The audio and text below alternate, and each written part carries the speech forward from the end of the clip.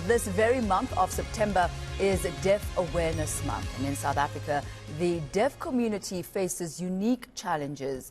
The South African Society of Psychiatrists says communication is one of the major obstacles facing the deaf community. It says that this can lead to isolation, it can lead to frustration and also exacerbate pre-existing mental health issues. But for more on this, we're joined this morning by the Society's Dr. Ian Westmore to break this down for us. Doctor, thank you for your time today. You know, unless one is deaf or unless one has perhaps interacted very closely with somebody who is hard of hearing, it would be quite difficult to try and imagine the type of unique challenges that are faced by the deaf community. Could you outline those for us? Yes, I think that the problem is that hearing loss and ultimately deafness is one of the what they call silent disabilities. So it's not always obvious. So that's the first problem, that people with maybe not so profound hearing loss could not be picked up, and people don't notice that they're deaf until quite late. And it's also a problem in that the risk of hearing loss increases with age, and particularly in men. Then there are all sorts of psychiatric problems that can emerge from that. The issue is essentially that one of communication. It's very difficult to communicate with someone who is hearing impaired unless you can speak sign language, one of our 12 official languages, which very few people speak. And it's also a problem for the person assessing the patient because communication is a problem there. And that could lead to breakdown in communication, not an ability to give expression to emotions properly, and possibly an incorrect diagnosis being made because of these breakdowns. Even, for instance, if you use a sign language interpreter, that can be quite difficult for a deaf person because the information is not necessarily conveyed accurately, and it actually creates quite a barrier for them. So I think that there's almost sort of this double impairment then in patients that are deaf and have mental health issues because of the communication issue. And how are societies structured, put together at the moment as far as accommodating people who are deaf or who are starting to lose their hearing? For example, academic institutions, health institutions, do they cater for those who are deaf? I think very poorly, because you would need special equipment, for instance, in academic institutions. I know that it's quite readily available in Europe and in the US, but not in South Africa. So unless you have someone who can actually convey the message through sign language to people who are profoundly deaf, that is a problem.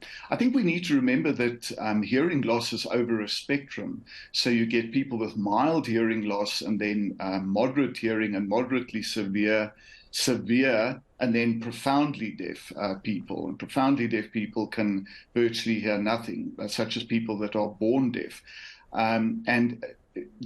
Often there's a transition from mild to moderate to severe. So someone who could hear quite normally then suddenly has to deal with hearing loss at some stage in their life, and it's normally from midlife onwards.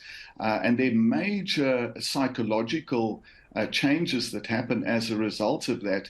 So you might find, for instance, that you suddenly can't follow in a meeting or in a lecture or in a church service. And then that leads to isolation and breakdown in communication and the resultant psychological and psychiatric disorders that follow from that.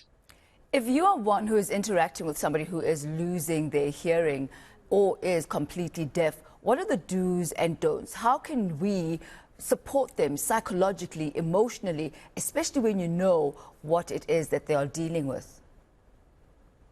I think the first thing is to make sure that you make communication more easy, and that is to face the person directly so that they can actually see your face use lip reading, because people start lip reading quite early on when they start losing their hearing.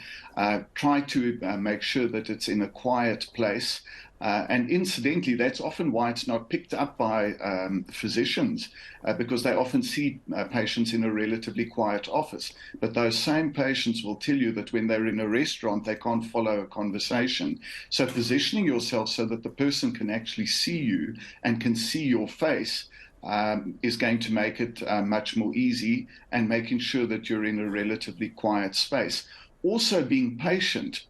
Because one of the problems that deaf people experience is that people become impatient when they realize that they're not being properly heard, and can actually become quite irritable and sometimes even condescending. So a great degree of empathy and patience is needed when communicating with patients. The problem that we need to remember is that patients with hearing loss are at high risk for mental health issues. For instance, when patients develop sensory neural hearing loss as they get older, where it's a disease of the inner ear, there's a higher risk of them developing dementia. And we often see that patients don't want to wear hearing aids, which is sort of the first line management for sensory neural hearing loss, because of the stigma associated with hearing aids. Then they end up being isolated from the world, and that can lead to cognitive decline and to dementia. And we also know that patients with hearing loss are at higher risk for depression and anxiety. The rate is almost 4 times higher in patients with hearing loss that can develop symptoms of depression and anxiety.